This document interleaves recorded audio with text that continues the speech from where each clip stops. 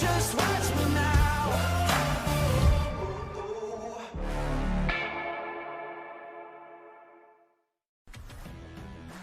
Welcome to Up My Hockey with Jason Podolin, where we deconstruct the NHL journey, discuss what it takes to make it, and have a few laughs along the way.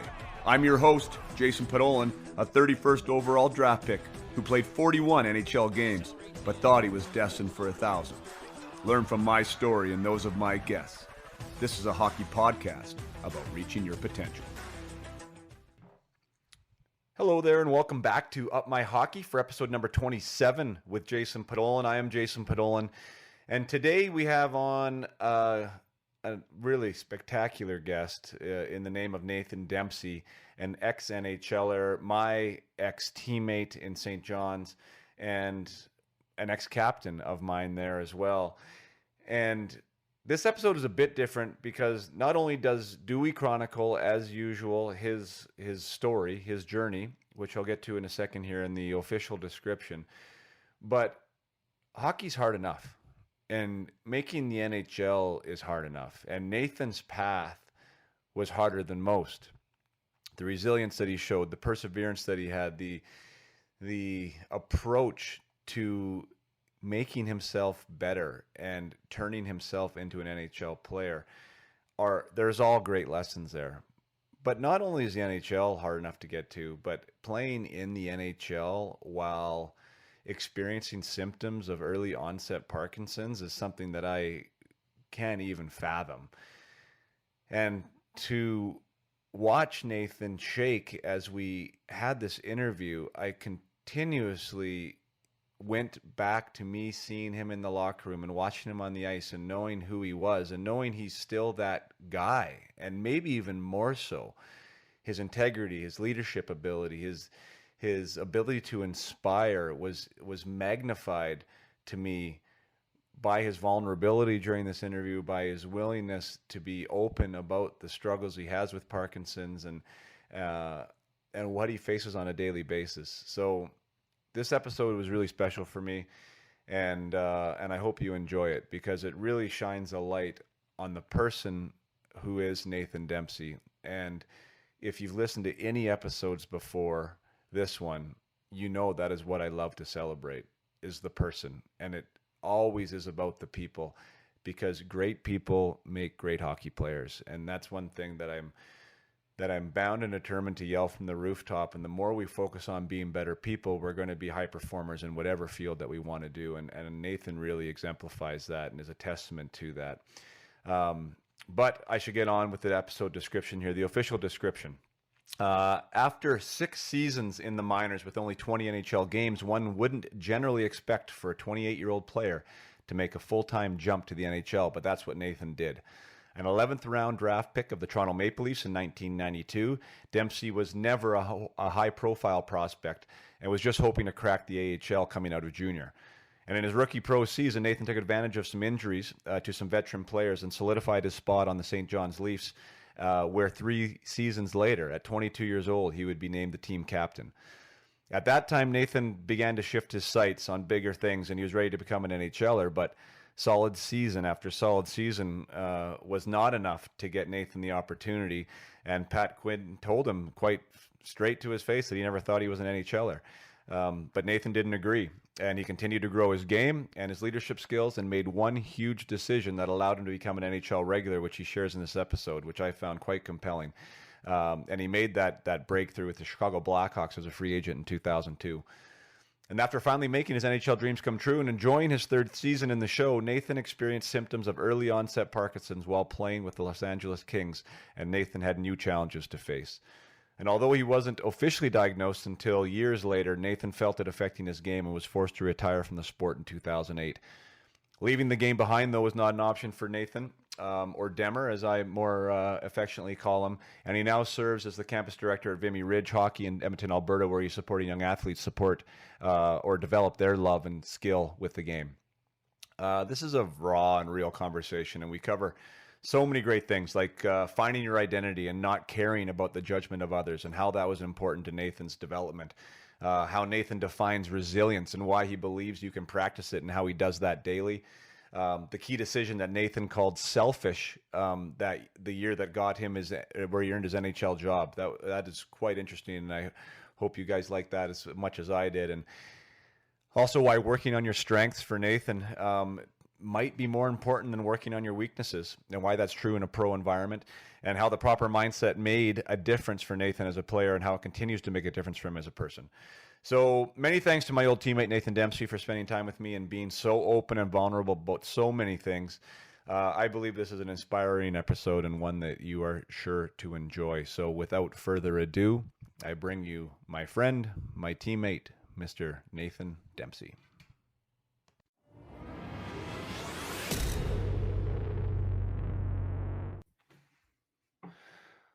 All right, we are live for episode 27. Geez, I believe it is now. And so grateful and pumped to have my old captain sitting here across the screen from me, Mr. Nathan Dempsey. Demmer, thanks so much for being here. Oh yeah, it's always great to see you, Jay. It's been a long time, but just like old days, coming back, seeing you live across the screen for me, it's going to be nice to talk. No, I'm just so blessed. We only spoke for about 5-10 minutes here before we came on, but so blessed to have this platform to reconnect with guys, because I don't think we do it enough. Just, guys in general don't pick up the phone enough anymore, and to have this as an opportunity to reconnect and to tell some old stories maybe and see what you're doing now, I'm really grateful. So once again, I know you're a busy guy. Thanks so much for being here. We have a lot of people that are interested in this interview. Like I said, we have quite a few listeners from Newfoundland area. You spent a lot of time there in St. John's, as did I. So we'll cover some time there. But really, I want to get into it all, Nate. I want to get into your junior time in Regina there with Jeff Fries and a buddy of mine, and getting drafted and coming into St. John's and spending a lot of time there, getting your crack at the show, your bout with Parkinsons, and now what you're doing at Vimy Ridge. I think there's so much good stuff that a lot of people are going to find interest in. So why don't we just maybe dig in, to, what? It's kind of funny, actually. So I looked, I like doing this too, because I get to research and see what the heck's going on with some of my old teammates. And I saw that in 92, so your first year, it was your rookie year in Regina, you got drafted in the 11th round, 245th overall. Yeah, there's not even close to that many picks available anymore, I don't think, Jay. So it was pretty late. Obviously, exciting time for me, but honestly, not expecting to be drafted that year at all. Even my agent at the time suggested, probably, going to be bypassed, and we'll look to next year and hopefully get it done the year after. But a scout by the name of Malarchuk, not Clint, his Garth Malarchuk was the scout. Right. I don't know if you remember Garth Malarchuk. He was brothers with Clint, and was a Toronto Maple Leaf scout, and was probably one of the guys that probably scouted you too, Jay. Yeah. Back in the day.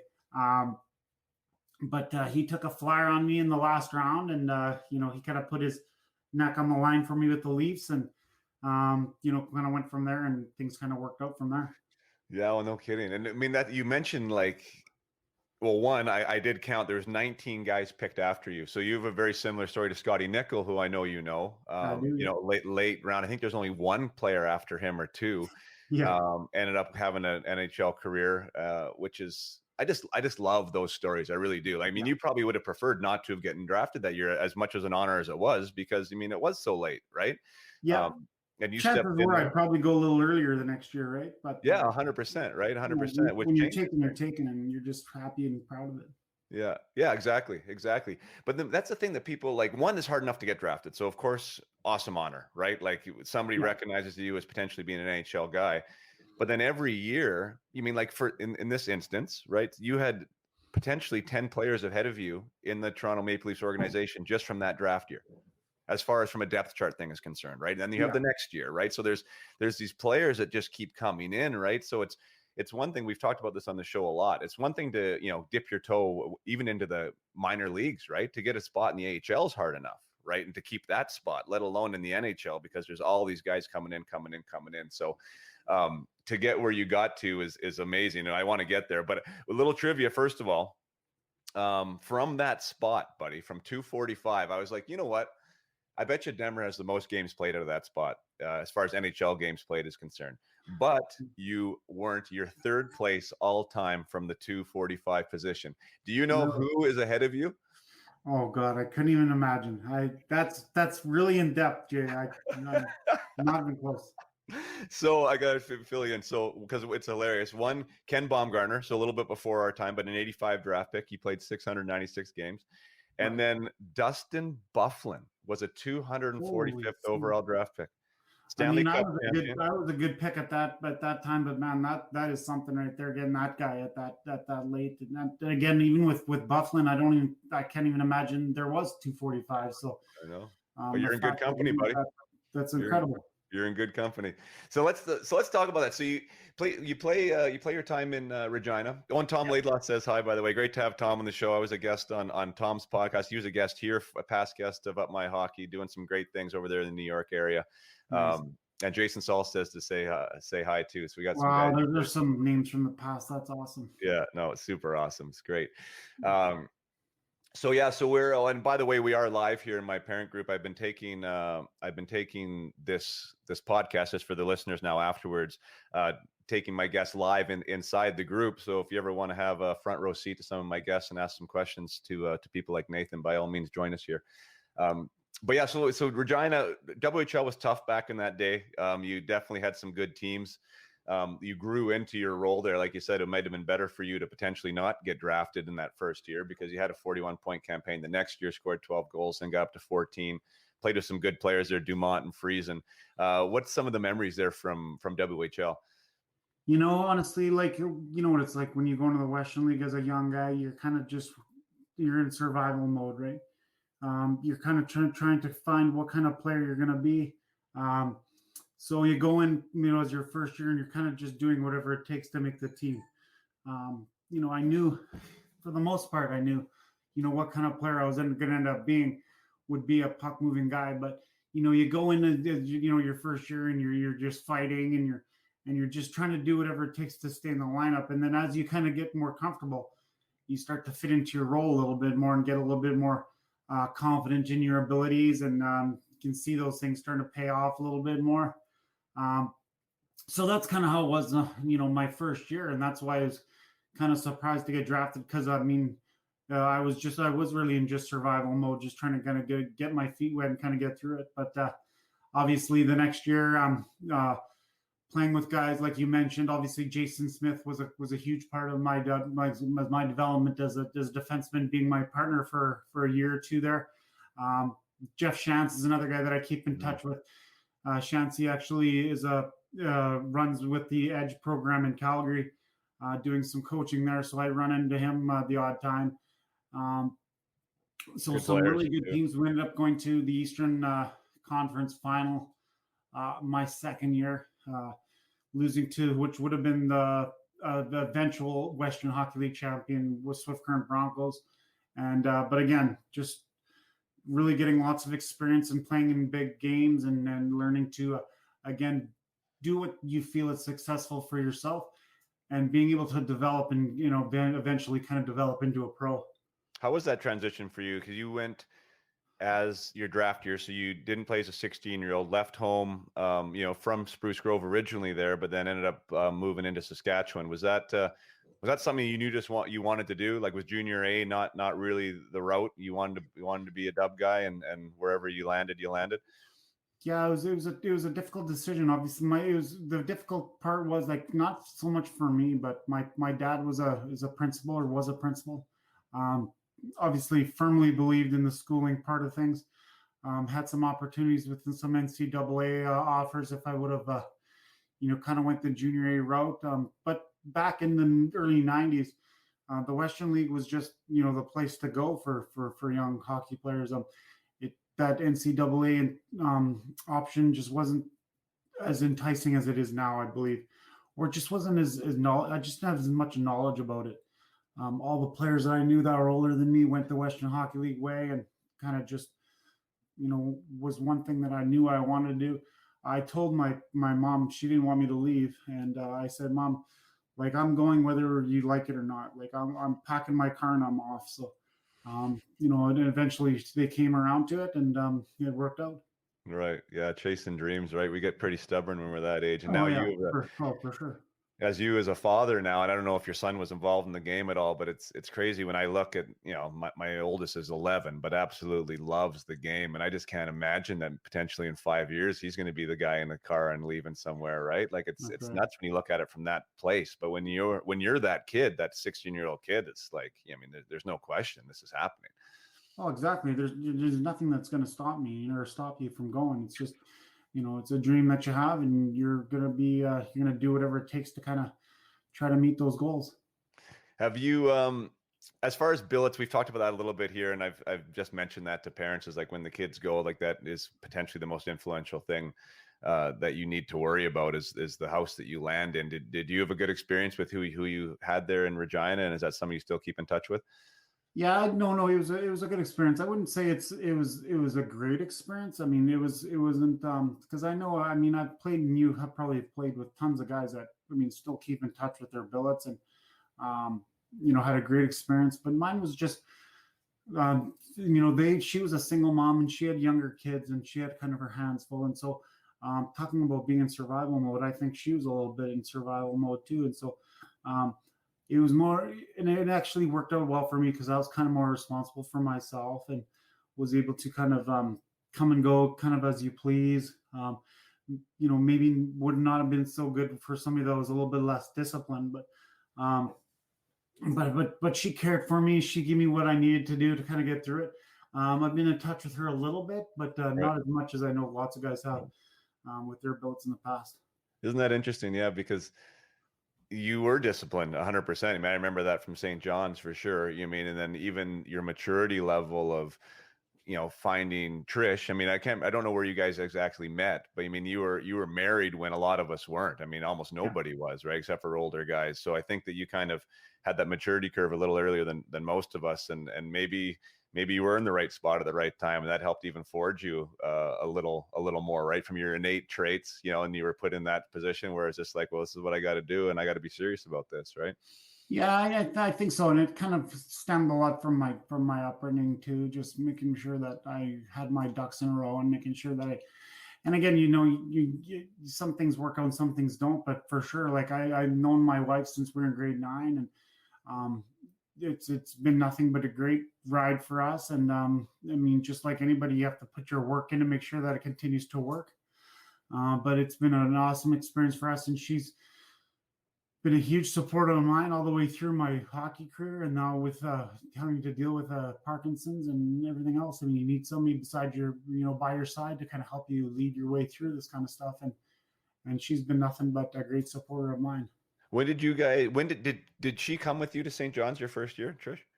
So she stayed. She was actually going to school, university here in my first year, and then her mom passed away when she was quite young. She was 18 when her mom passed, and so she ended up coming halfway through my first year, coming to live with. I don't know if you remember Guy LeHou. Yeah. Yeah, Guy and I lived together, and then Natalie, his eventual wife, and Trish came after Christmas, and we all lived together as a big happy family there in St. John's. I learned all the French swear words and everything else to go along with it, and no better guy to learn it from than Guy. No, absolutely, just a gem. So he was a great guy to kind of, again, just kind of learn that maturity, and he was the captain of our team, and to kind of give somebody that could kind of put me under his wing a little bit and show me some cool things. That is cool. How did you end up hooking up with Guy? Because I've talked about that a lot here in this show, is that aspect of, not only having, friends within the team, but like almost mentors or people that can help, right? Because that transition can be tough. How did you end up hooking up with Guy like that? Yeah, really. So, as an 11th round pick and coming in, my first year pro, very fortunate for me to have there's a couple injuries on the back end as I went to St. John's there my first year. And again, with the injuries comes some opportunity for other people. Those other people just happened to be me, and kind of sprung with it. So when they told me to get a place, all the other young guys have kind of shacked up with somebody already. And Guy, obviously being the leader type guy he was, maybe he saw something in me or whatever the case might be. And he kind of put his head and said, why don't we live together? I can kind of show you around and stuff like that. So again, lucky for me to find somebody like that with the leadership qualities and the guy that kind of put me under his wing. And then, something that I was able to kind of do as my career went on in St. John's as well.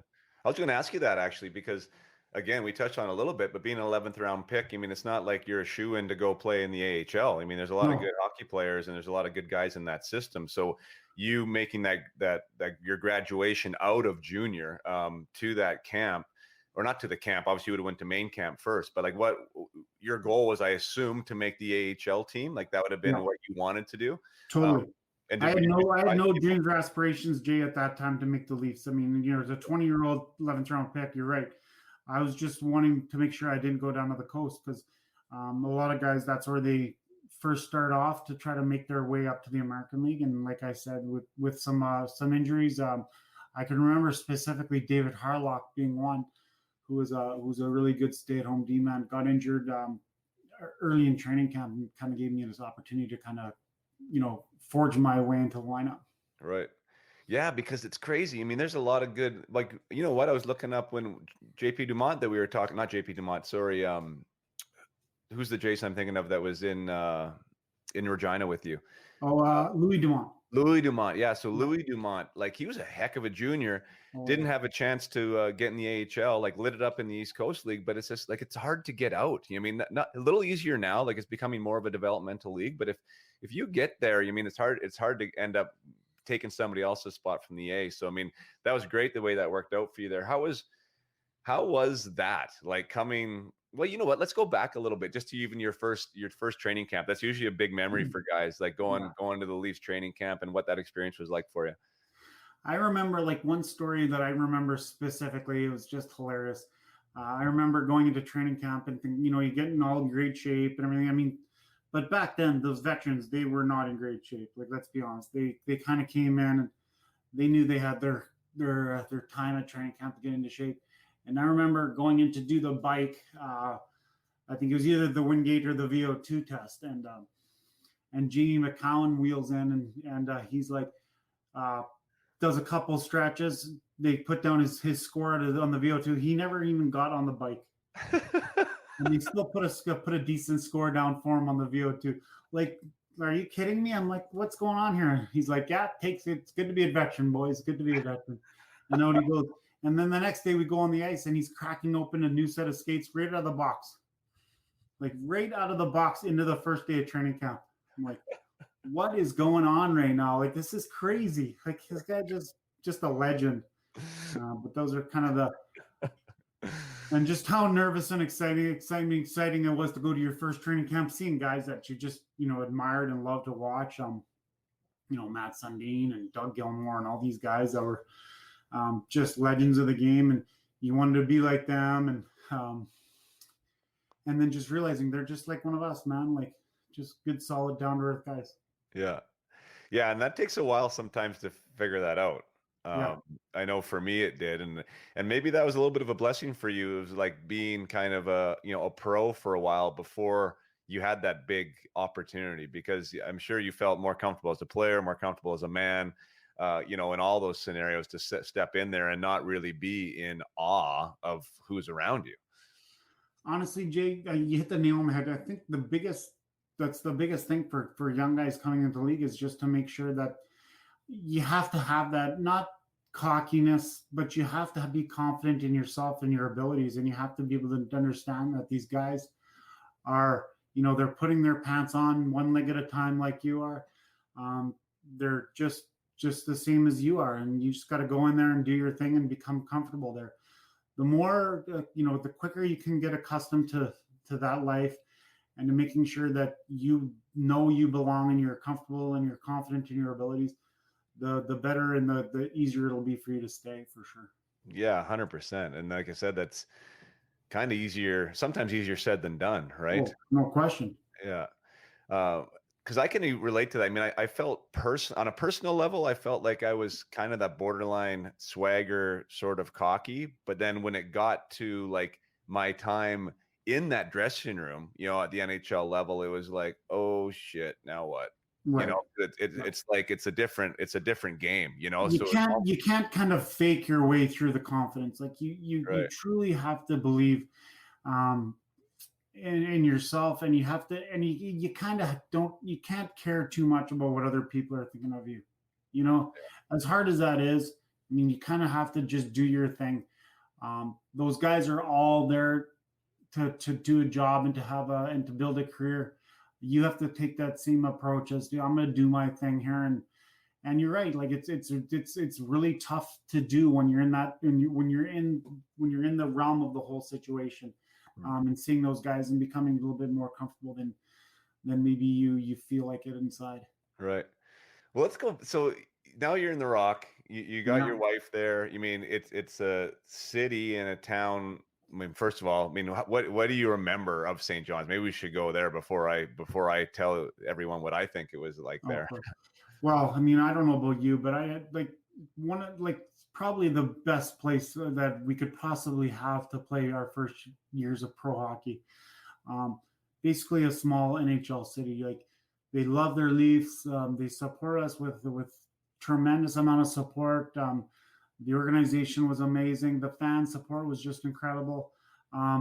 They made you feel like home. There's not a more friendly people on this planet, I'm sure, than Newfoundlanders. And you know, when my wife and I went there, we became a big part of the community, a big part of a lot of different families that really didn't have anything to do with the hockey team. I know you and I became pretty close with the Rostowskis and how friendly and hospitable they were with us, having us over for Sunday dinners and just making us feel like we're part of their family, and that was just one of many that kind of put themselves out there for us to kind of be part of their family. And so we had nothing but great things. We still stay in touch with the Rostowskis and some people from back in the Rock.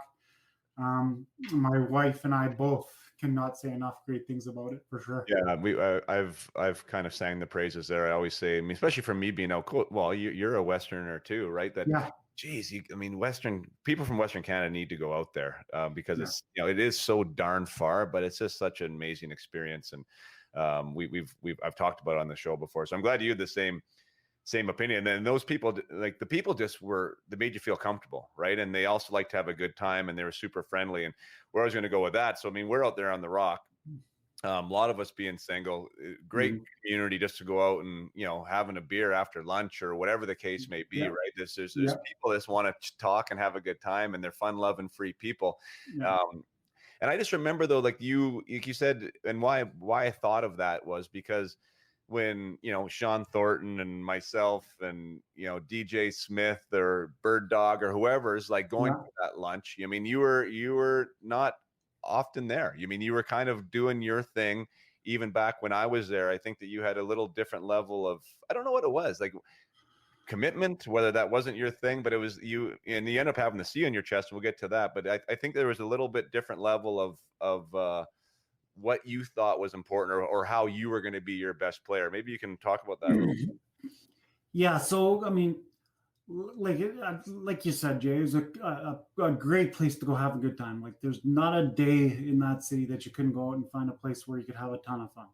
And I did not as much as you guys did, but I still went out and had a good time. But I knew for me, the discipline that I needed to get to the next level, I thought, for the most part, I needed to kind of stay clear of that. As much fun as that place can be, I think it probably wrecked some careers. Some guys that maybe had some real talent, some real ability, and then got away from home for the first time and went to St. John's and didn't know when to slam on the brakes and know when to say when, or when to to stay in, or when to cut it off. So I want to make sure that I wasn't one of those ones that kind of let it get away from me. And let's be honest, like having my wife there earlier in my life probably helped me out in that situation. But again, like we still had a great time. She would come out with us as much as anybody and enjoy the lifestyle that we had there with her before we had kids. So, again, that's something that we share together here at home. It's just memories that we would have when we would go out, and the single guys would come in, and it'd be just be one big happy group, hanging out in the bar. And some guys had their girls, some guys didn't, but it was still, our team. And that was the bottom line, is that we were together as a team, and we trusted and had a lot of faith in each other. And for the first time, for a lot of us, far away from home together, and we became close as a family because of that. Yeah. No, I agree. Yeah, everyone comes at it from a different place. When, as far as you as a player now, so I mean, your first year pro, you're, like you said, you were just trying to stay in the A, took advantage of an opportunity with a couple injuries. When do you feel that, your development, or even your idea of where you fit in, was now like, all right, now I want to go somewhere else? I'm shooting for the NHL. When did that? Do you remember that as being a specific point for you when that started to change? It was tough for me because it was a bit of a roller coaster of emotions for me as the years went on there, Jay. Because as being a young captain of an AHL team, I feel like I kind of got pigeonholed a little bit as being a guy that could help some of the younger draft picks that were coming in year after year. Know how to behave like a pro and handle the pro situation. I got some opportunities with Toronto. I only played 56 games, but the times when I went up there, I thought I played really well and was probably did enough to earn my place there. But they always really liked their older veteran guys, or guys that they didn't really develop a whole lot of guys for their system there. I don't believe at that time of the organization's time, they weren't really developing a lot of guys in the minors to bring up. They were making their push a couple times for some playoffs, and they really tried to add from other organizations a little bit. And so I think for me and you, like, that's probably why, guys like you, or guys like me, or guys like, DJ had to go to other places to kind of get their opportunities, because we just weren't getting the opportunity that, I thought we deserved that when we were putting our times there. So, there's obviously some roller coaster. So there's times where you think, oh man, I really belong here. I deserve to be here. I can play here. And then you go back, they send you back down. And then you're down, and now you're thinking, I don't belong, and I'm not good enough. And really what it comes down to is just an opportunity. And I knew from that point, like, after spending a few years as the captain there, I thought, well, I can either do one of two things. I can either continue to, do what I'm doing here, be that good veteran guy down here, and continue to play that role, or else get the heck out and try to make my way. So when the next time I became a free agent, I make sure that I just moved on. Yeah, interesting, because being a captain in the minors is anywhere is something to be massively proud of, because somebody is respecting you enough to be the leader of a team. But there is that other side of it, was because, like, you don't want to be, usually the captain was somebody that's like, oh, he's been there, he's going to be there, he's not going anywhere else. There's almost like that kind of attitude about it. So did you feel that at all, or like, how was that captaincy given to you? Like, how was that communicated? Well, I remember. Do you remember Bill Waters? He was I think he was the assistant GM in Toronto, but really was taking care of our team for the most part. I think he was probably the general manager of the St. John's Leafs at the time, and I think it was my third year in St. John's. So at the time I was only 22, and they approached me as when I got sent down and said, "We're sending you down." I was one of the last guys to be sent down, but we really want you to be the captain down there. And of course, as a 22-year-old, God, that this is a huge honor, and I don't care how old you are, it's a huge honor to be a captain of any team. And of course, I accepted the role, and to be able to have that role, and to be able to be involved in a lot of conversations with the coaches, and making sure that the coaches were sure and understanding how the team felt. That was a big responsibility for me, and something that I took fairly, very seriously, and something that I really enjoyed doing. But again, with that responsibility comes the fact that, something that I didn't think about till later, was that, maybe they want me here a little longer than I want to be here, Right. Yeah. So, the opportunities that I did have to go up and play, as nice as that was, I wanted to go there and stay. And that wasn't something that they had in their mind, really at all. So a little disappointing, of course, but again, with all of our, the routes that we go through and the experiences that we have, people asked me, and I said, I wouldn't change anything. No matter what becomes of anything, the experiences that we have going through all this stuff is something that builds us as humans. So it's good. No, I agree. Yeah, I mean, the path is the path, right? And everyone comes at it a different way. I just want to, I agree with you on that. The one downside I'd say of being in St. John's was that you were isolated. You mean that they weren't watching us. This was before video too, right? Like there wasn't like you could hop on the internet and just see our game all the time. So it was like phone calls as far as checking in. The brass never came very often. I don't think there was ever a scout from another team in St. John's. So you're really getting half the exposure everyone else was in the entire league. Not to mention when we were on the road, and not to have a cry fest, but I mean, we're on the road for 3 weeks playing 4 games in 5 nights almost every single time, right? Our road trips were ridiculous. Right. So when guys are watching you, I mean, you're not at your best. You're trying to be, but you're just not, right? You're trying to playing the Wednesday, Thursday, Friday with the Sunday afternoon game, traveling in between every single one, right? So I mean, as far as for NHL aspirations and vision like that, it wasn't the best, I don't think. And you touched on that whole development side. I mean, I think they've changed now. Having the Marlies in Toronto obviously helps. That your proximity to the big team helps. Us being so far away, we just didn't feel really connected. At least I didn't feel connected to the big team at all. We felt as though we were our own team and our own organization. Even with the organization, even with like Glenn Stanford and those guys that were kind of the administrators behind the organization. That was our club. And it became really tough to kind of identify yourself as part of the Toronto Maple Leaf organization. You're right, Jason, just being so far away and not really having too many people check in on us, right? Yeah. And you mentioned about the development side. Like we had some good players there, in my opinion. Mm-hmm. And it was kind of just odd. I mean, like they had Danny Markov who went up, but I wouldn't consider they developed him. You know what I mean? Like, and they had Caberlet that went up like from the deep side, obviously an unbelievable NHL player, but again, he was there for a cup of coffee with us and kind of went straight. I think he played maybe 5 or 6 games with us before he went up. But they were notorious at the time. Like, I mean, Brendan Convery, for instance, couldn't make it. Like they had quite a few first rounders that they couldn't bring up. That one year that I got traded there, the year I scored 42 with St. John's, like they were not a playoff team in Toronto that year, right? Like they were ho hum, and like none of us were getting like any type of real shake, and it was just kind of interesting the way their philosophy on the whole thing.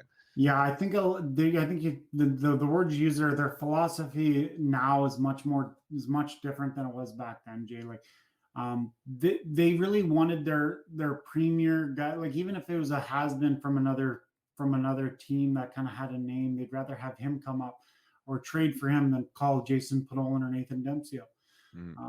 We're giving us an opportunity to develop and to kind of develop us from young guys and make our way to that team, which I think you see the Toronto Maple Leaf team of now, they really do a way better job of developing their players. Again, with what you mentioned with the Toronto Marlies being right there, maybe a better opportunity for them to keep an eye on these guys and to see how they're developing and see some of the good things that they're doing in the minor league team. Yeah, I agree. And I think that they're kind of forced, every team in the NHL right now, because you need those guys in the minors to be able to fill spots just because of the salary cap scenario. Totally. I think Toronto was a little bit spoiled, and they still are. I mean, the very, very popular team, lots of money. It wasn't necessarily to their advantage to bring someone up on a small contract. The money wasn't that big of an issue, right? So go sign a free agent guy or whatever and bring somebody in. So yeah, I think that being a young guy now in the league is definitely easier. You have to have those, I shouldn't say easier, but it's easier to get that opportunity. I do believe that it is easier because they need you there. Everyone needs somebody like that to show up and to fill a spot.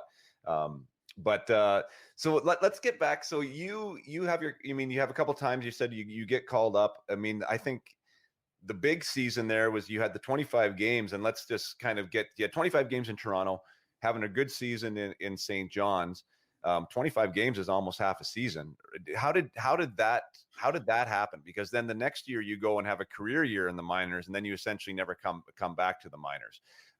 So yeah, how did that 25 games happen? Was it an injury? Was it just a call up or what? Yeah, no, it was an injury that it was actually what was the D-man's name?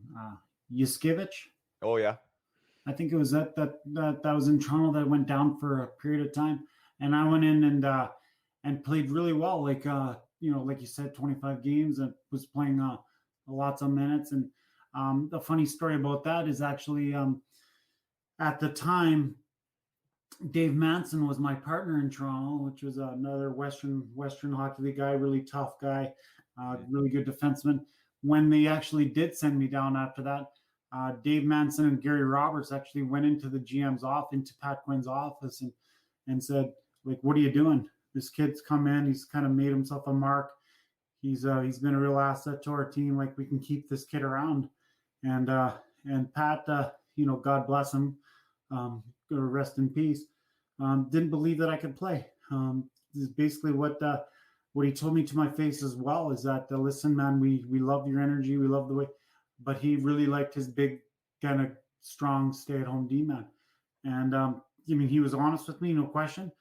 But obviously, after that time, we mentioned maybe light bulb went off after you hear something, brutally honest like that. Is that I need to get out of here and find a place to go that will appreciate the kind of player I am. Right. Yeah, and yeah, we want. I've had a few coaches here on the podcast, and one of them, Brad Larson, was saying, you know what? He's like, in this day and age, like, we have to have questions for our answers for our athletes, like when they come in, our players come in. But he's like, when those players come in, they better be ready for an answer, because they're going to get one, and sometimes it's not the answer they want to hear.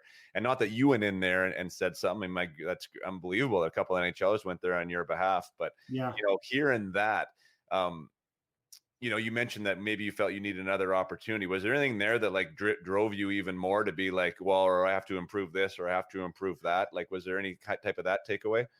Yeah. So I think what maybe not so much that conversation, Jay, but what I'd been learning to that point was that I was quite good at everything. I killed penalties. I played power play. I played, I was fairly good at everything, but I wasn't really, really good at one thing. And so I think that's something that a lot of players have to figure out, is that, sometimes you have to have that thing that kind of separates you from everybody else, that makes you really, really good at one specific thing. Yeah. So after that conversation, I'm like, okay, like, I'm going to try to put up big numbers. I'm going to try to make sure that I'm like concentrating a lot on moving pucks and jumping up in the play. I knew I could skate really well. And so I wanted to become a really, really good offensive defenseman and see if that helped me out. Up until that point, you're just trying to do what's best for the team, but then inevitably you have to start thinking about what's best for you. So what's best for me to make it to the next level? Well, I have to become really, really good at one thing.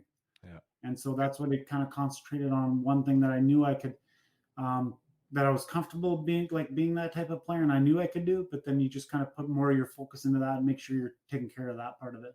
Right. I mean, that's interesting you say that, because I was actually going to say that, but I didn't want to like say something out of school, because like that's exactly how I remembered you, just being good at everything, and being a well, let's say undersized defenseman back in the 90s, where everyone was big, right? Like really big.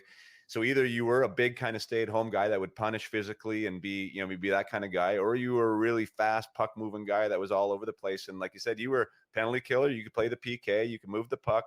You definitely played well on your own end, but you wouldn't punish guys. I mean, you weren't a big fighter, and you weren't flashy. I mean, like you weren't, like you weren't a real flashy offensive guy. So like, yeah, I think it's hard for somebody maybe like to say, well, what actually is Nathan Dempsey, at the NHL level, like where does he fit in? And that was an interesting thing for you to kind of grow into that and find that evolution for yourself, right? This is what I'm going to do to get myself to that next spot. And I mean, that's a pretty mature thing that not everybody's able to do. No, and you look back on, you're like, man, why didn't I figure that out earlier? But of course, hindsight's always really easy to kind of figure out. But It's a little bit, and for somebody like me who's a captain and kind of doing whatever it takes for the team, it has you have that feeling of being a little bit selfish, right? Yeah. Which it is. I mean, you're basically kind of just saying, well, whatever the team needs is not really important. It's I got to make sure I'm doing what I need to do to make it to the next level, and so it kind of goes against what most of us hockey players are built like, is just being so unselfish and doing whatever a team takes for the team to win. There's no question you still go out there and do that, but in the back of your mind, you're saying, how do I make myself known to more people that I'm this type of player? Yeah. Well, then I concentrate on doing more of that, right? You had Tom Watt, you had Mark Hunter, Al McAdam, Lou Crawford. I shared Mark Hunter and Al McAdam with you. That breakout year where you consciously chose to say, hey, you know what, I want to be more offensive. You were under Lou at that point, who I didn't know. Was he pretty instrumental for you, or a big piece of allowing you to do that and grow into that role? The biggest part for Lou is that we had a good communication set, and I told him, I said, listen, this is the type of player that I'm going to be. I was still the captain at that time, although I was sharing that role a little bit more now with Bobby House, which kind of took a little bit of the pressure off me. And Lou was awesome. He was like, no, like, if that's what you feel like you got to do, and I want you to make sure you're still buying into what I'm preaching as far as the team aspect goes, which there was no problem with that. But he understood that I wanted to make that next step, and this is what I truly believe that I had to do. So as far as the things he did to help me with that, the only thing he really did to help me with that was just understand that that's what I needed, and allowed me to kind of go ahead and do that. Right. Yeah. I mean, sometimes that's all we need too. Oh, totally. I remember Al was a very quiet guy, and he said, I don't know. There's interesting when I think of Al McAdam. There's some good things. There's some interesting things like that. Interesting is a good word for him. Yeah, because he didn't really know where you stood. At least I didn't. It seemed like he liked me sometimes, and other times like I wouldn't get any ice time. I wasn't sure why. And I've told I don't know if you ever knew this at the time, but there was a time there, and it was that season where we were actually playing. Our team was playing well. I was producing real well, and then there was a time for about, I don't know, let's call it a month, where I had a really hard time getting on the ice with him. Like I all of a sudden I wasn't playing power play anymore, and if we needed a goal at the end of the game, I wouldn't be on the ice. And he was a thoughtful guy, and I thought of myself as a thoughtful, pretty pensive guy, and I'm like, how do I communicate this to Al, right? Like, I don't understand. He's not talking to me. Like, I feel like you mentioned like the team, right? Like I honestly felt that the team had a better chance to score that goal if I was in the ice than if I wasn't on the ice. So it's like, it's not benefiting me. It's not benefiting the team. Like, so I wrote this like super nervous, 22-year-old kid, like wrote this letter to him, right? Because I was like, he's not a real office guy. And I handed him this letter. He got back to me the next day and never said a word, just handed it back to me. And he circled every time I used the pronoun I. Which was an Al thing to do. And maybe I said that before, like, I guess, that was the issue. I guess he thought that I was selfish, right? Was the message I got from that. Maybe he was right. I have no idea, but it sure, like, that's my memory of Al McAdam, right? It's like, okay, this is how we're going to talk, and this is where I sit. But coaches can have a pretty big impact one way or the other. And all you really want today is to stand on the ice and play. That's all anyone wants. And if you get that opportunity, I think we can say thank you and just go about our business. Well, that's just it. Like your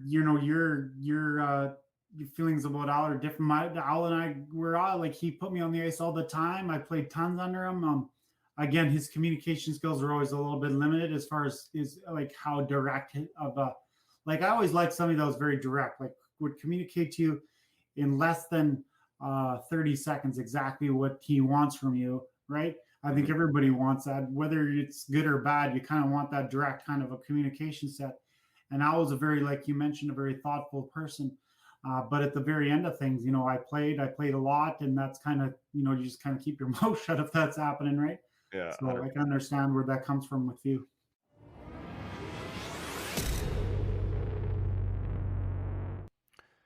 Just going to take a quick break here from the episode to say thank you for all those who are listening, and also all of you who have reviewed, who have shared on personal media, who have decided to talk about something you heard in the episode with somebody else, and have them download and subscribe themselves and help grow this thing, because that is what it's all about. Is about more people being able to hear the content.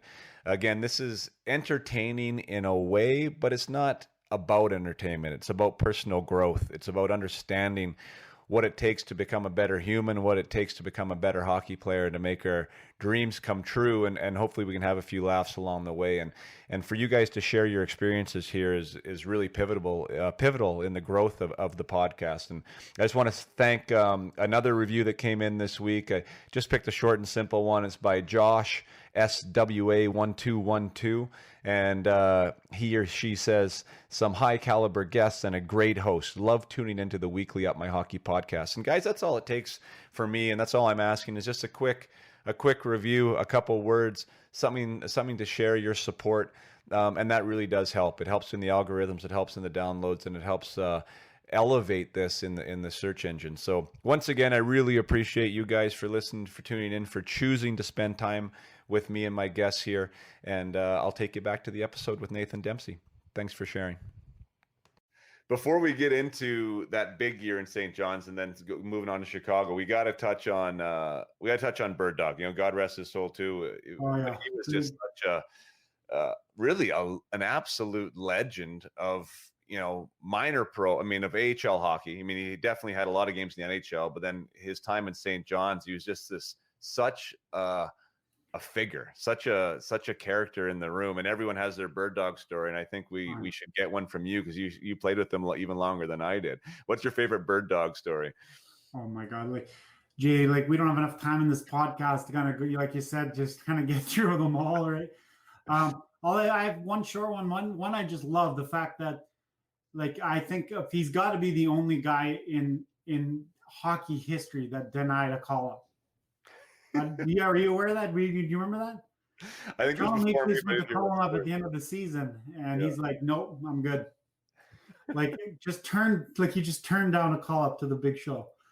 He's like, "No, I'm not going up there to fight for those guys. Forget that. I got my boys down here. I'm going to stay right here." So that's the kind of team guy Bird Dog was. That kind of, you know, he was such a team first guy. He would kind of do whatever it took for the team. But obviously, one of the memories that I have of Bird is in Portland at a Japanese restaurant. He at the time, I don't know, I think you might have been gone at the time, but he had taken on an assistant coaching role with a kind of a player coaching role with our team. And at the time, David Nemirovsky and Jason Bond Sr. had just got sent down to our team from Toronto. And they were making way more money than all of us. Let's just put it that way. And so one afternoon on a day off, you know, we head to the Japanese restaurant. We're sitting around the big hibachi grill, and we're sucking back some sake, and we're, you know, Bird's probably sucking back 5-1 of ours, so he's feeling no pain. And at the end of the meal, the bill comes in. Bird goes, "Give it to those guys down there," to Nemirovsky and Bond Sr. And during the meal, I should preface this by saying during the meal, there had been some bantering back and forth from Bird, just, you know, saying how these guys are, you know, you guys are making the most. You guys got to perform better. You guys got to play. So there was a little bit of that. I would have said friendly banter, but it was pretty dead honest banter, to be completely honest with you. Yeah. But he sent the bill over, and Bond Sr., in not so many words, told him to go half himself. And I never saw Bird move so fast. He jumped on top of the hibachi grill, which was still steaming. He jumped over the hibachi grill. Bond Sr. and Nemirovsky run out the door and hide behind a garbage can, and Bird Dog's running down the street chasing after these guys. Like, just a legend. The tough part about that was that, of course, you know, the Toronto Maple Leafs hear about this, and that was kind of the end of the Bird's coaching gig with us. But just a legend. And there's just so many more of those that kind of go along with it. Oh my gosh. Like, beyond old school, right? Like, beyond. Bird was so old school, it was unbelievable. Yeah, he would, and that was the kind of guy, like, even in practice. I mean, I heard Aaron Brand on a podcast with Terry Ryan, and they were talking about him. He's just somebody that you just never knew really at any point what you're going to get. No. Like the switch could flip and bingo bango, you better watch out. And you could have been his best friend for 2 months straight, but you never know. One funny story I'll say is, well, Danny Markov was his roommate, right? So Right. So Danny Markov, so Bird takes Danny under his wing and has him living with them, and I don't think Danny needed What any. a wing to be under. Yeah, exactly. I'm not sure Danny needed any inspiration to have extra cocktails every now and again, and so he's living with Bird, and I was with him on the road. So I'm going to get Danny on here. Actually, we've been following each other on social media. He's going to be. He says he's going to come on the podcast once he gets back to North America, but and we'll cover it there too. But we were in New Haven when he got called up, his first ever call up. So he was down there and he played in the minors. For all you who's listening who remember Danny, like the exact same way he played in the NHL. Like he was just reckless. I mean, I don't know any other word for it, right? He throw disregard for his own body. Yeah, complete disregard, right? And just kept coming back for more. And somehow he could like lay those open ice hits to these big guys and put them out at 180 pounds or whatever he was. But he got called up. We were in New Haven. We went up for a couple beers after the game. Like I was home like well before Danny, who's playing the next day in Toronto, right? And like when I left, I was like, Danny, I mean, he got, like he was speaking the broken English at the time, right? Yeah. Anyways, he had no business in coming back to the room. He got in whenever he got in. Like I was asleep forever. But the best part was he didn't have his skates.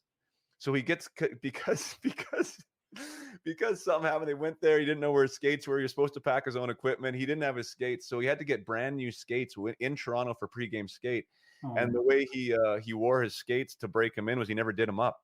So here's this 180-pound Russian, barely speaks English, with brand new skates that he doesn't do up, smelling like vodka, I'm sure, and like.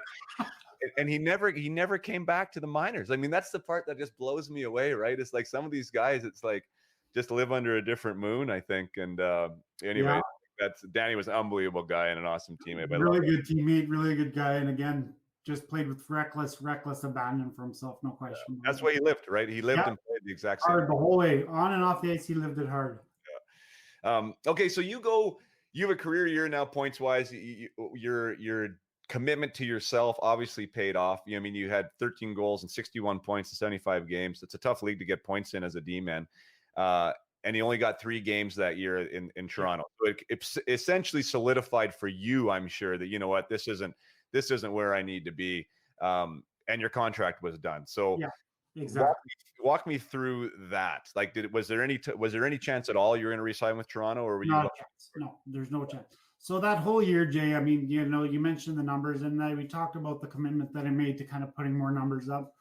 That was a selfish year for me. That was it. This was going to be me. I was going to be a free agent. If I was going to make a move to somewhere else, this is the time that I need to do it. So I put all my effort into putting up numbers. Again, just jumping up and playing hard on the offensive side. Maybe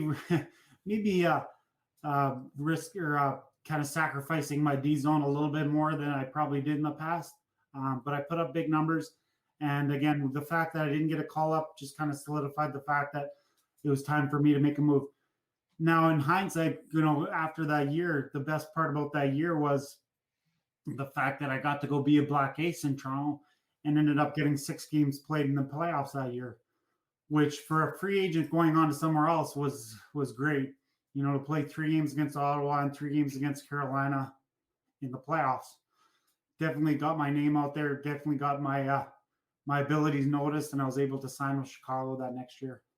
That's amazing. Yeah, I mean, in playoff hockey, that must have been lights out for you. Like, a completely different experience. Yeah, it was. I mean, Toronto, say what you want about it, but it's an absolute it's just a gong show during the playoffs. Like, to be in that situation, to be in that atmosphere at that time was an amazing thing for us. Myself, Don McLean, a couple other, Jeff Farkas got the opportunity to play a couple games.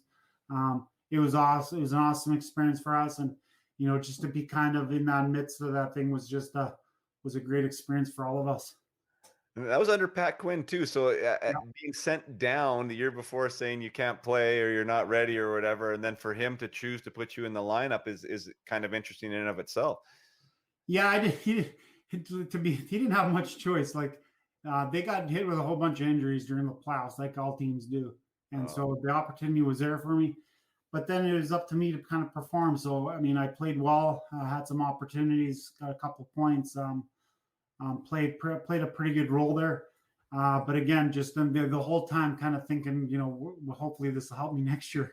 Right. No, perfect. And so that contract, then stepping into free agency and being a true free agent, correct? Like you were a true free agent. I was unrestricted, yeah. So I had a couple of teams that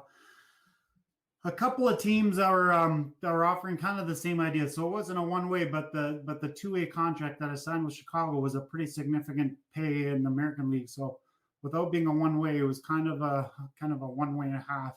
Right. I was making some pretty good money in the American League. So I had a couple offers that are about the same, but to be honest, we talked about Al McAdam back when we were talking before. Fortunate enough for me, Al had just taken an assistant coaching job in Chicago at the time. And so that really helped solidify my thoughts on going there. Just knowing that I knew somebody who kind of, didn't have had my back. And I knew I was going to get an opportunity. He was going to kind of put his neck out there a little bit more for me, knowing that he knew me as a person and knew what kind of player I was. And honestly, that really helped me kind of going into that training camp.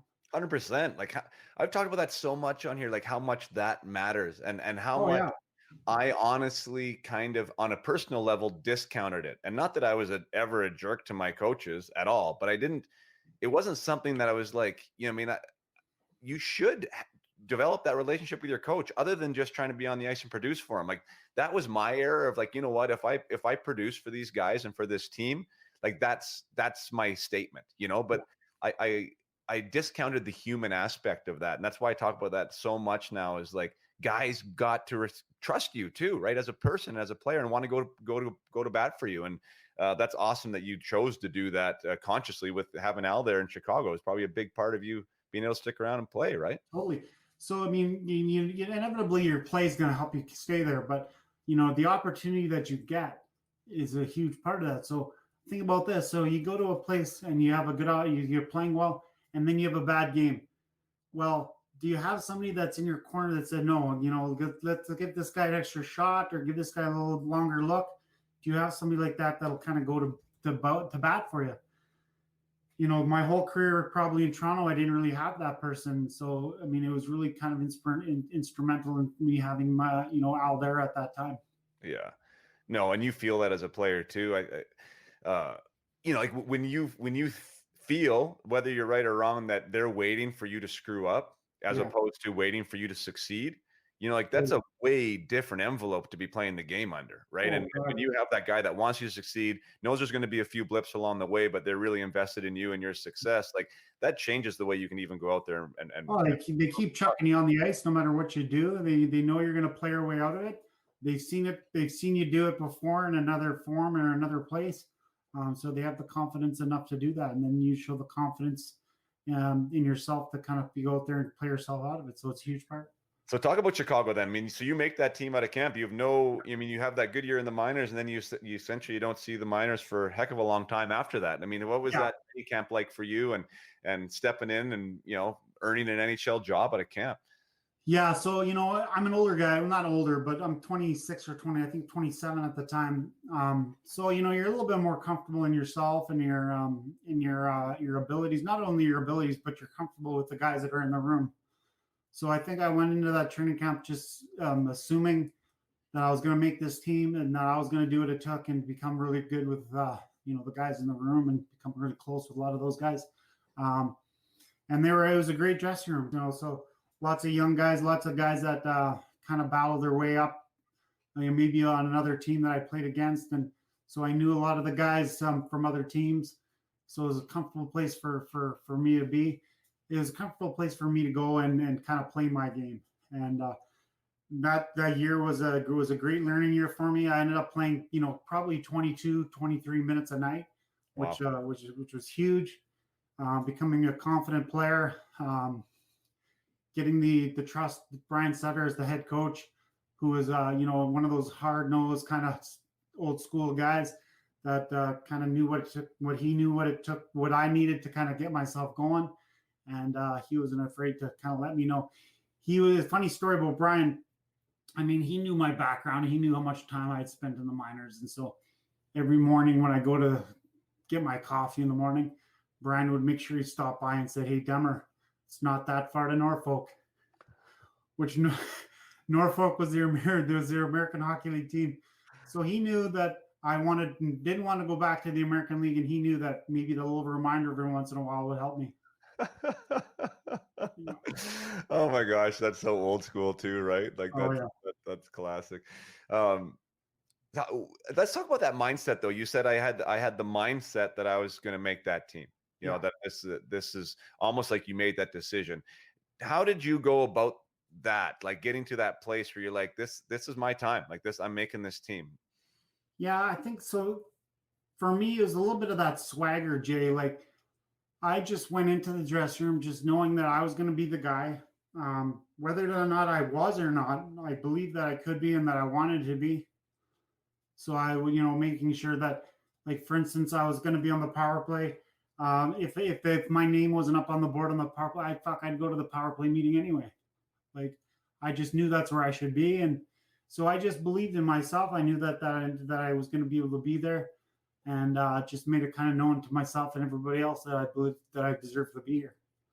That's awesome. That's awesome. I love that. Just show up, go to the power play meeting. Go there anyway. You want to play on the power play, just go there and do it anyway. So. That's so great. That's so great. Was camp tough? Like, was it tooth and nail? Did you end up like feeling pretty comfortable that you had a spot, or how'd that go? Pretty comfortable. So like, there was another young guy, Steve McCarthy, who was a young, one of their young first round picks. He actually made the team as well coming out of that training camp. He was only 18 years old. So I knew between him and I, one of us was definitely going to be there. And I knew I had the upper hand on him as he was being so young. But we ended up both making it, which was great for both of us.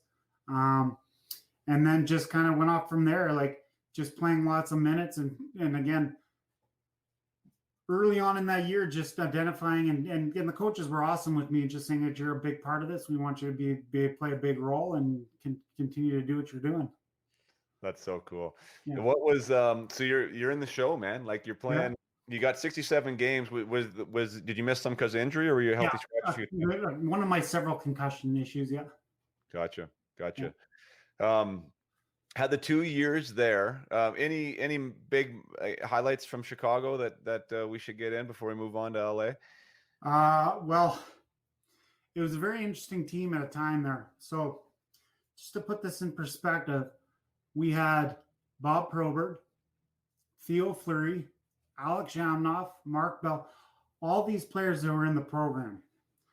And the program being the substance abuse program. Yeah. So we were an interesting squad, to say the least. So one day we went into Columbus and was talking with their trainer, and he's like, "Yeah, so last night the Habs were in town. Tonight we got the Rehabs." Talking about our team, which was funny to me. But when you look back on, you're like, wow, there were some interesting characters on that squad. But again, nothing that was really in our face, but something that I knew we had some guys on our team that were dealing with some issues that was way above my pay grade for sure. Right. Looking back, and again, just with Theo, sometimes he gets a bad rap, but I'll tell you what, he is a great person. A tremendous human being, and somebody that my wife and I both remember as being one of the first people that would come up and just ask how we were, and always remembered the conversation that we last had. He knew my wife's name the first time, like genuinely cared about every single person he met. That's sure. Awesome. That's so cool. Did you, in that organization, and you're now in the NHL, I mean, are surrounded by, some big names there and like guys maybe doing some other stuff. Were you like super vigilant and just staying in your own lane, kind of doing what you needed to do to stay there? Yeah, I mean, for the most part, I mean, you know what it's like in that league. Everybody kind of stays on their own anyway, kind of taking care of their own business. Everybody's got their own families at home. When you go on the road, it's always a little bit better. You get to be a little bit more closer with the team, go for team dinners, and you head out for beers and stuff after. But, for the most part, you kind of just stay with your own program, making sure you're taking care of the business. And again, just, do with the relationships that you do build. I got a good relationship with Scotty Nickel and Jason Stroud, a couple guys that I stay in touch with still that are good, solid people, and that I see a lot to this day. Jason Strudwick being from Edmonton, right around here as well. So That's awesome. Yeah, those are some great names back from the WHL days, and Scotty that's right. Nickel. Yeah, you would have been some battles against those guys. Yeah, 100%, 100%. So yeah, man. So you go 2 solid years in the NHL at a time when a lot of guys aren't really making their first kind of stop. You know, I mean, you had some games, but like you mentioned, Scotty Nickel. Scotty Nickel was almost the same scenario. 26 or 27 was when he first came in, and then ended up sticking around for 8 years. You ended up getting traded to LA, an organization that I was with, and I was looking at some of the teams you played there.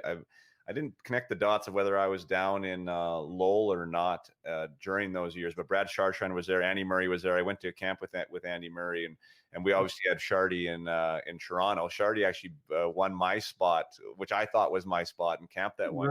Right. Which is interesting. What I mean, there's something to be said for that. And I haven't really brought that up here on this show, but like when we were in St. John's together, so Brad Chartrand came in. He was a rookie. Kind of had his third line, fourth line sort of PK role. And then I got traded to LA. He's a free agent, signs with LA. That was the year I scored 43, and Brad Chartrand won the job out of camp over me as a winger. You know, he ended up playing wing. And that was one I mean, and Shardy, I mean, if he's listening, I mean, we were buddies and still are buddies, right? And that's just the nature of the business. Yeah, great person. He had a history with Andy Murray from the Canadian national team. Yeah. And I never got that job. And then Brad ended up playing, I mean, 4 years in the NHL, kind of being that guy. I was like, well, what actually is Shardy there? You know, like, and could I not do what Shardy's doing right now? Like, why or why not? You know, like, and it probably quite an answer you probably will never have the answer to, but just that relationship they had with Andy just kind of helped, right? Yeah, well, the trust. I mean, I think really, I mean, like, not that I was untrustworthy, but if you had a guy that was your captain on another team, right, the national junior team or the national team, and he knew what he was going to get from Shardy, and he respected him as a person and everything else, it's just like it's an easier choice, right? If there was sort of a coin flip type of scenario, if we thought, well, we were pretty close in ability or whatever, he's like, why not go with the comfortable piece? So, I mean, I do understand that now. At 44, looking back, at the time, I had a really hard time with it, though. I'm like, for sure, yeah. How does it work? But yeah, so you were in LA, and then LA is when, I mean, you had Robitaille there, who I knew. There was a lot of Jared Smithson, like, was there. There's a lot of guys that I know that were there with you. When did the shake and the Parkinsons start to, like, that blows my mind that now you're there, right? And now you're having to deal with this after all this time to get there. Like, when did that start showing up? Yeah, so bad timing, right? I mean, you put all this effort in to get to the place where you want to be, and then it was in LA. It was actually a tremor in my left hand that started. So my daughter was born in Chicago, so she would have been an infant when I was in LA, and my wife first noticed it as I was trying to feed her. Like, I just have a kind of a tremor. I'd kind of hit her in the nose sometimes with the spoon. Just not being able to quite handle it, quite control my hand. And so at first we kind of pinned it up to kind of just some adrenaline or something that I was kind of strung, high strung, maybe some of the pressures of playing, whatever the case might be. So we kind of left it alone a little bit. And that continued on through the lockout the next year. And then when I came back from the lockout, we went and saw my first neurologist, and the neurologist at first just thought it was a benign tremor, which is it's a neurological disorder, but not something that's going to get too worse. It's something that kind of just stays the same and kind of just stays in the one arm and doesn't get any worse. So as we went through LA and then to Boston the next year, things started to get a little bit worse. It started to work its way down on my leg. From Boston, I went to Providence, and at that time, Jay, I just felt like my game, something was suffering in my game. There was things that I just wanted to do, and seemed to me to become quite easy for me to do. I just wasn't able to do them quite as well as I was before. And so, without kind of realizing it, that's kind of when I first had my first symptoms of Parkinson's. That's unbelievable. I mean, hard enough to play hockey. And I mean, we're so in tune with our bodies and everything else to get to that level. And now you're dealing with something. You can't control it, right? I mean, there's this, and you couldn't really connect the dots there on what was, what was I don't know. I mean, I don't even know how to put that into words, right? Like, 'cause I Yeah, don't no, know I what think it feels for the like. most part, Jay, you're kind of in denial a little bit, right? Like we all like I know for sure with me, like you're on the internet all the time, you're kind of self-diagnosing yourself a little bit. And when you start checking off so many boxes, you start to get a little concerned. So before I was actually diagnosed, I kind of figured it, I kind of figured it was something like that. But I didn't really get fully diagnosed till 2010, which is the time when I came back. I was retired.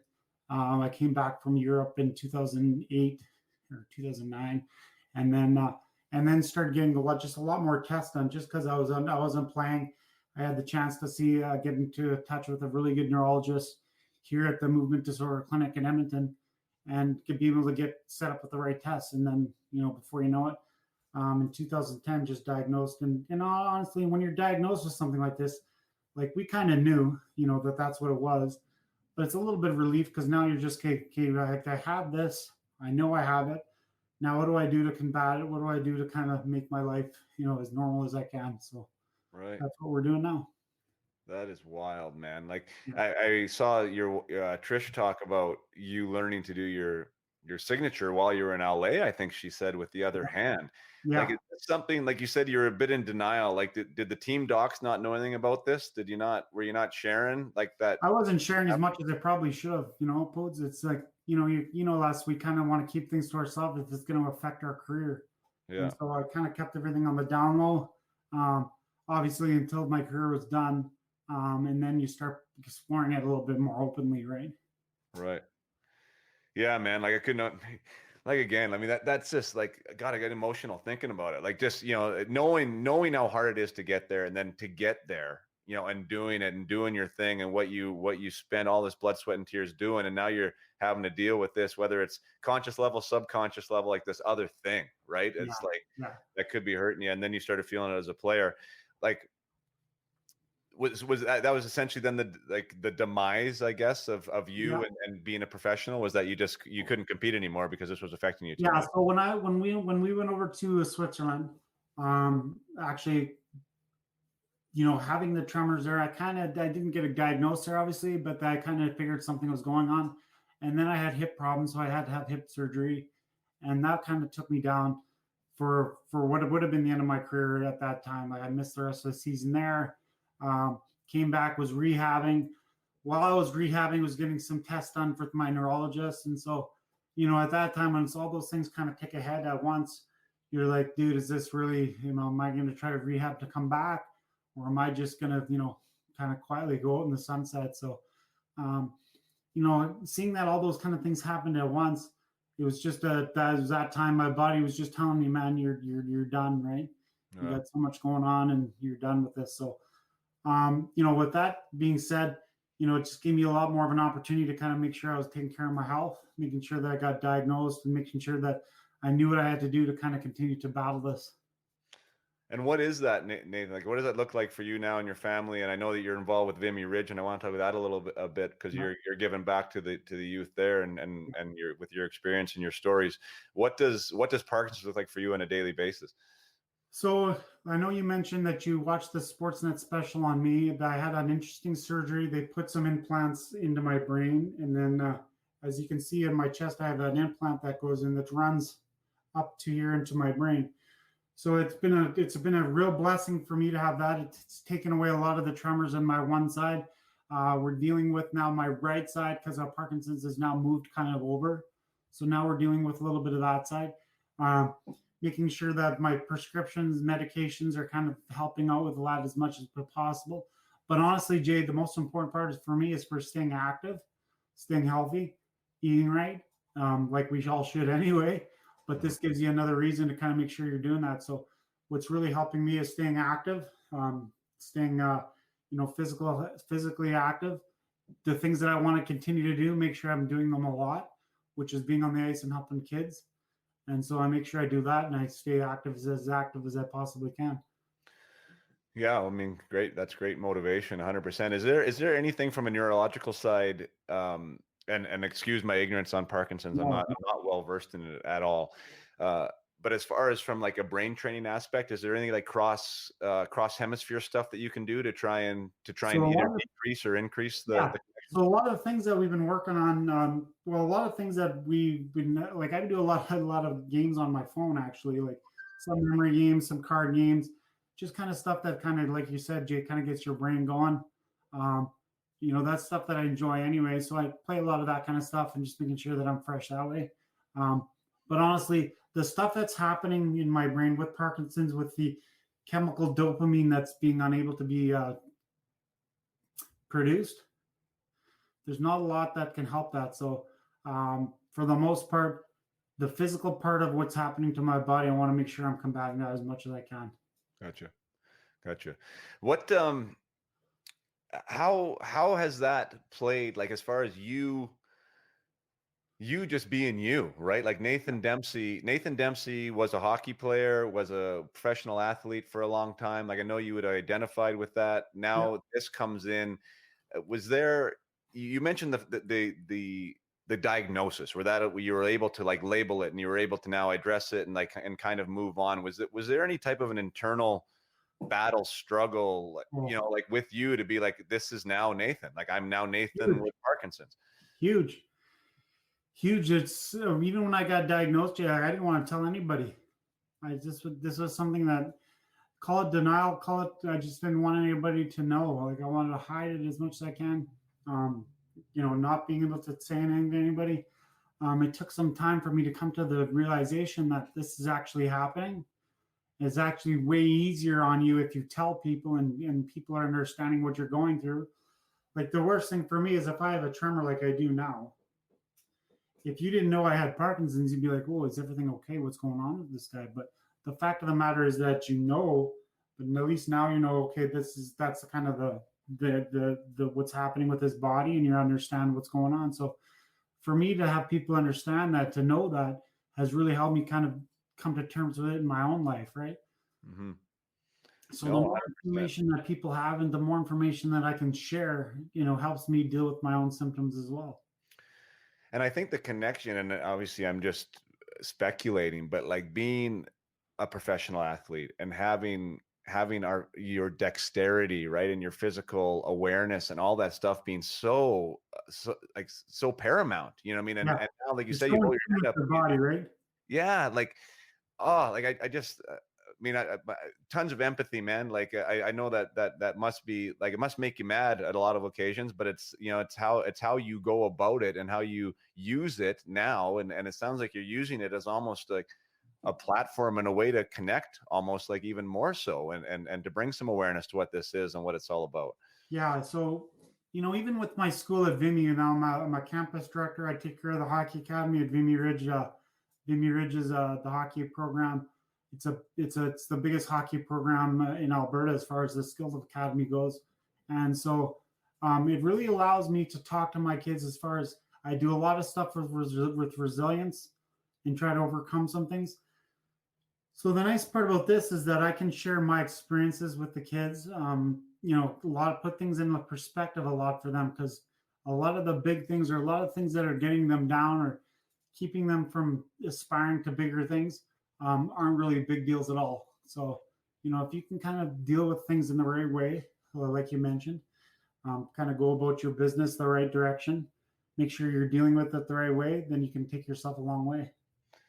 Oh, I think that's, I'm so happy you talk about that. Like, everything that this podcast is about, everything that Up My Hockey is about, and me working with young kids now, or not even young. I mean, some of them are older, but is the mindset. To me, that's the mindset side. It's the belief system. It's the choice factors, the decisions that we make that are so far beyond stick handling and power skating and, how you set up a power play. It's like, that's the good stuff, because that's the stuff that I think, when I was listening to you, I'm like, oh my God, Nathan is such an awesome advocate and campaigner for this, because that's how to be a proper human being. And when you're a good human being, you're going to be a better hockey player. And like, that's the connection that I'm trying to make with these young guys, is like, my gosh, you want to be a good hockey player, work on your human skills, man, because it makes a big difference for you. So you look back on what we've talked about here, Jay, and a lot of the things that I look back on my career, a lot of the things that got me to the level that I want to do had really nothing to do with my abilities. It had to do with how I thought about myself, my mental toughness, so be it, the abilities to kind of believe in yourself. So a lot of the stuff that you're preaching on your podcast and what you're doing with these kids is, your physical talents are going to get developed. I believe that that's something that you can probably do on your own, but if you have somebody, if you're practicing and you're on the ice a lot, you're going to get better. There's no question. But what it comes down to it, when you get to the point where we were at, where it's such a fine line of difference between the abilities, it becomes such a mental part and becomes such a thinking part of the game that's going to get you to the next level. So that's what I really learned along the way is, how can I mentally be comfortable with myself and frankly just be mentally tougher than the guy beside me. That's so wild, man. Can you walk maybe the listeners through and me through? Because like I've been talking a lot with my clients lately about self-talk, and for some people it sounds fluffy. I don't think it is at all. I think how we speak to ourselves is a huge thing, and has a lot to do with confidence and how we carry ourselves throughout the world and navigate the space that we're in. You spoke of it as a hockey player. I imagine your training, because I do think it's a skill, by developing that as a hockey player must have served you very well now as somebody operating with Parkinson's. What type of messages do you tell yourself, or what is some of the strategies you use to maintain that positivity about yourself? Yeah, so it's like I understand how difficult it can be for people to really talk to themselves and make sure they put themselves in the right frame of mind. But it can become such a big part of your life. It's every day you're waking up just excited about what you're going to be doing that day, excited about the things that are in front of you. It's something that makes a tremendous amount of difference to you as a person, and it really becomes infectious to people around you. So regardless if you're a young hockey player or if you're not, how do you want to be known, and how do you want people to be, talking about you after, is how you behave every day. And so when you wake up in the morning, for me with Parkinson's, I can wake up and be sorry for myself, or I can wake up and say, oh, this sucks and this is brutal, which I understand that it is. I do know that, but that's not the way I approach every day. I approach every day like, what's next on my plate? I'm excited to have the opportunities to do that, and I take them and I try to do them the best I can. And when people see that in me, then that inspires them to do the same. And then, heaven forbid, you want to make the place of the people around you better, the people around you happier, and it becomes something that becomes infectious. Oh my God, you're so inspiring, man. One of the things I had on a gentleman by the name of Mike Shaw, who's not a hockey player, but he was a skier from my area, and he was involved in a tragic accident where he was a quadriplegic. Essentially, it ended up recovering, one of the few to ever be able to do that, and now he walks around and speaks on it and talks about gratitude and resilience, and it's just such a, like, the events that happen, and we've talked about that a little bit, to us. You talked about the adversity and the challenges, and this is something that you obviously never planned to happen, never expected to happen, wouldn't wish on anyone, I'm sure.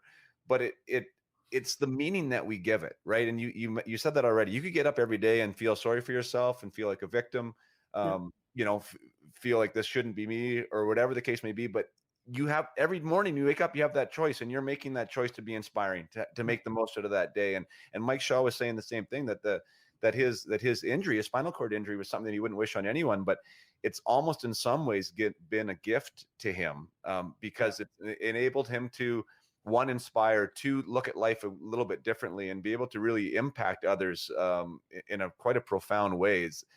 Are you starting to see it potentially as a bit of a gift?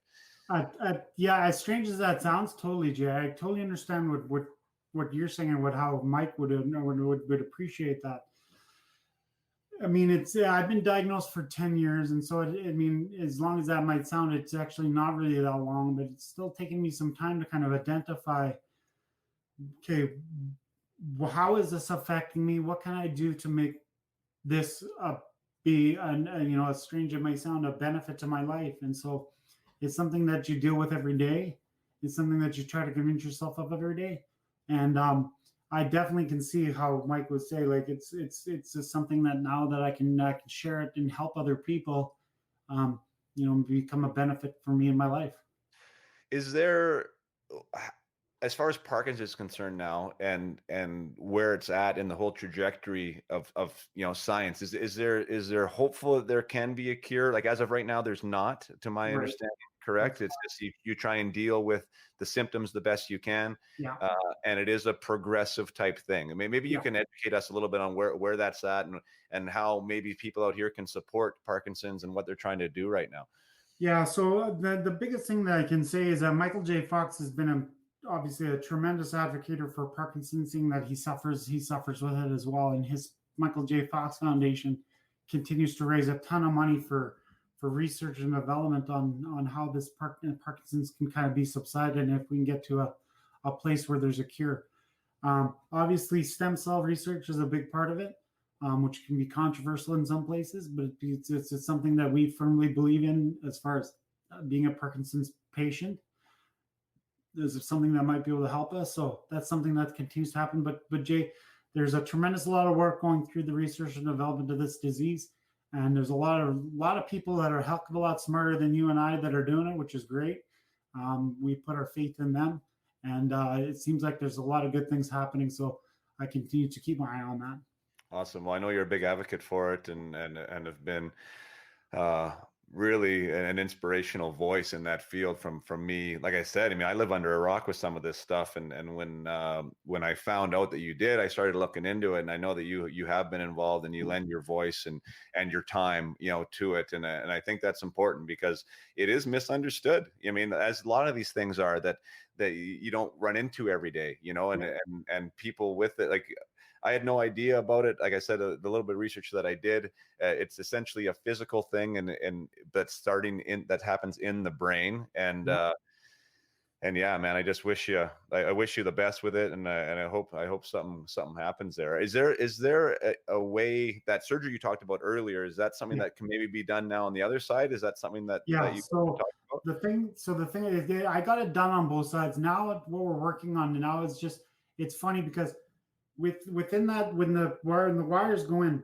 with this programmer, it can kind of make the width of the wire like millimeters thicker, or it can kind of move it around a little bit. So now we're just trying to find that right place in that right side that'll try to help my tremor.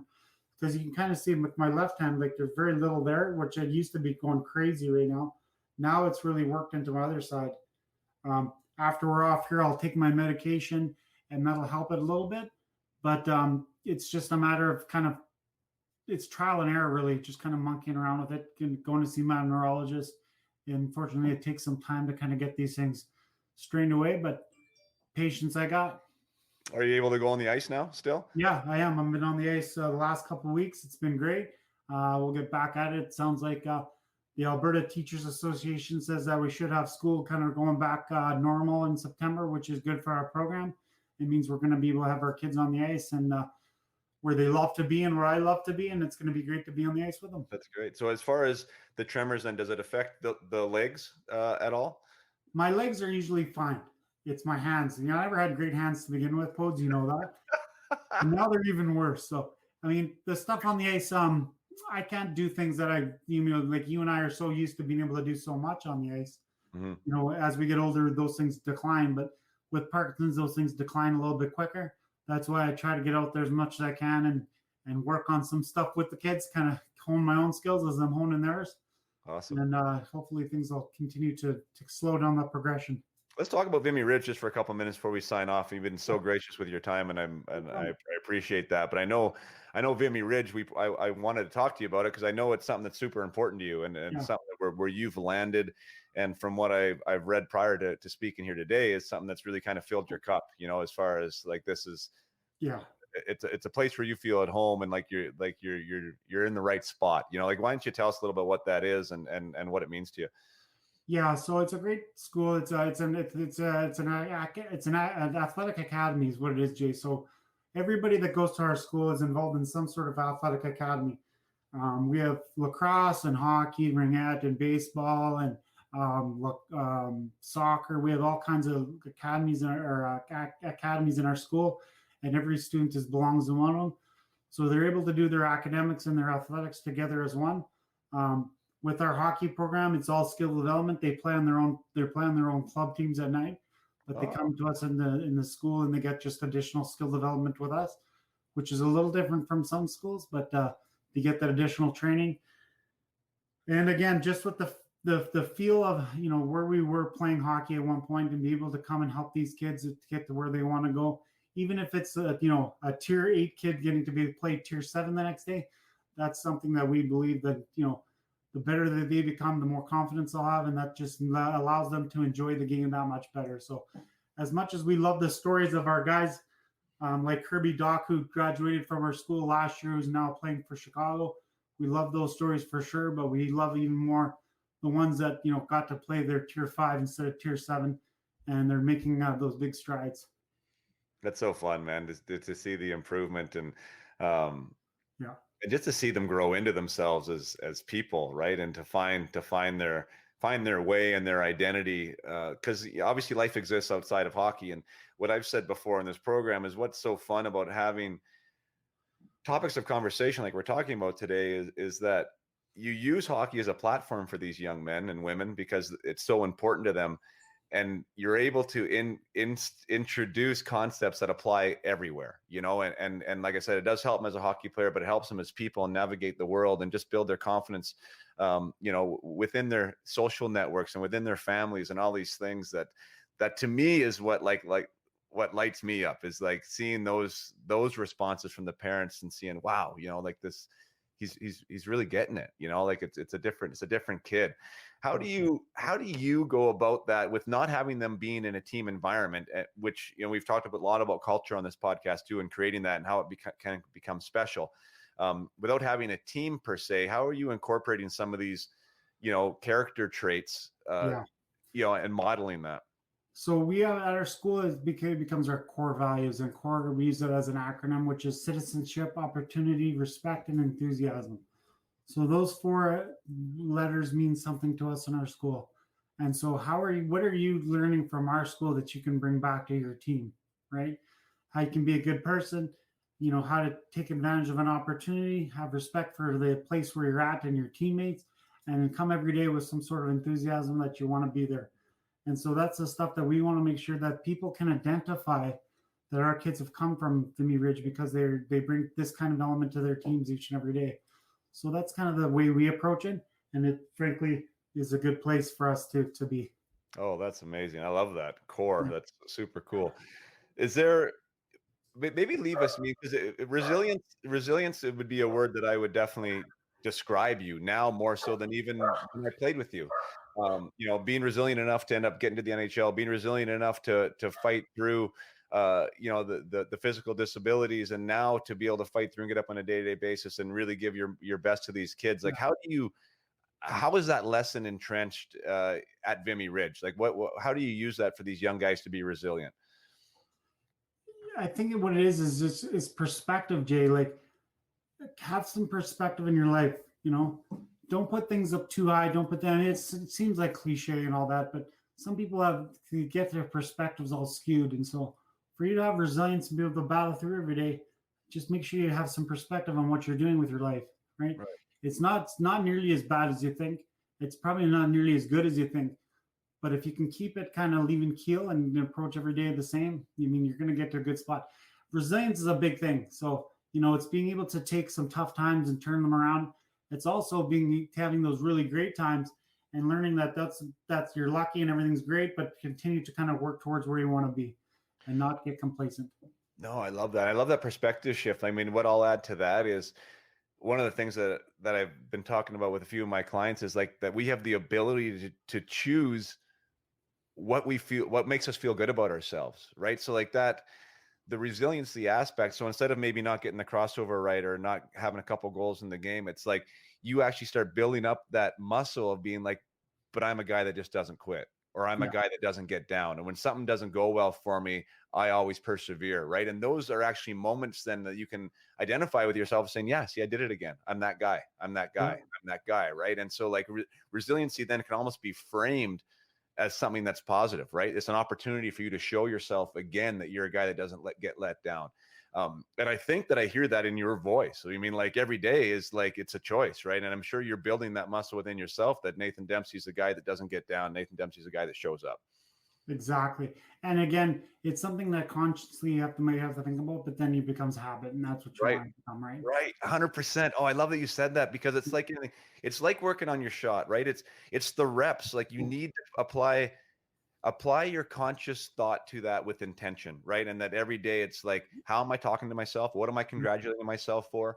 Right. What makes me feel good? And like when you do that again and again and again, it becomes automatic, right? Instead of awkward. So I'm so glad you said that, because I think a lot of us don't think of it like something as a skill, something that can be practiced. And I do believe it is 100%. Totally. That's wild, man. Well, you know what? You've been so gracious with me. I know you put off your I could talk for another hour with you, buddy. It's been awesome. I know. Isn't that crazy? I say that every time, man. There's this like, where do you stop? But you know, I think 90 minutes has been amazing. I know we have a lot of people. Randy Petruk chimed in and said hi, and a gentleman by the name of Howard Kinsel said that he met you a few times in passing in Spruce Grove. Never like super intimately, but he said every time he had an interaction with you, you're always a class guy. And I think that's a great way to finish, because you always have been a class guy, Nathan. You're a class guy right now. For you to show up here and share that story so, you know, vulnerably and honestly is amazing. And I think what you're doing is awesome. So I make a point to keep in touch now, but now that I got your number, you're not going to get rid of me. So that's okay. It'd be a pleasure. Awesome, man. So thanks again, buddy. We'll just, I'll take this offline. I'll stop the broadcast now, and then we'll chat after. So thanks again, man. Appreciate it. Thank you. So here we have another episode in the books, and what a amazing story. Again, I said in the opener, like, for me to share 90 minutes with Nathan and to walk in his shoes for those 90 minutes and to hear what he's had to go through and what he's continuing to go through was really perspective changing. You know, I mean, sometimes I have guests on here that I can really relate to. I understand the struggles of being in the minors. I understand things not going your way and what you have to do to try and get to where you want to be, and the things that are out of your control sometimes that are impacting that. But here is something that is massively out of Nathan's control. Having Parkinson's, having this disease, if you want to call it, if that's the right word, and having to go about your day and your business after being a professional athlete, now being a father and a director of hockey and an inspiration to others, and really having the biggest choice of his life on a day-to-day basis of how am I going to show up? Who is Nathan Dempsey going to be today? And how is this thing called Parkinson's going to slow me down? How am I going to persevere? How am I going to overcome? What am I going to do today to make the most of it? And my gosh, if that isn't what the message of Up My Hockey is, I don't know what is. And Nathan is a shining light, an inspirational beacon for anyone who thinks that they got some problems, you know, that thinks that their things aren't quite going their way. What we need is guys like Nathan to know, you know what, we always have a choice. We always have a choice with how we're going to show up, how we're going to participate, how we're going to be engaged, what we're going to be enthusiastic about, where we're going to see positivity when maybe it looks pretty dark. And that is what I got from today's discussion with Nathan, is that he chooses to show up differently. And if there was ever a guy who deserved a C on his chest and a C on his chest in life, it's Nathan Dempsey. I hope you guys got that as well. And yeah, just a really inspirational episode, and so glad you were able to share that with me. And Nathan, if you do listen to this, my gosh, thank you so much for your time again. What an amazing guest you were, and thank you for sharing your personal story and your continuing challenges with Parkinson's. But again, thank you for your leadership in this area. Honored to call you my teammate.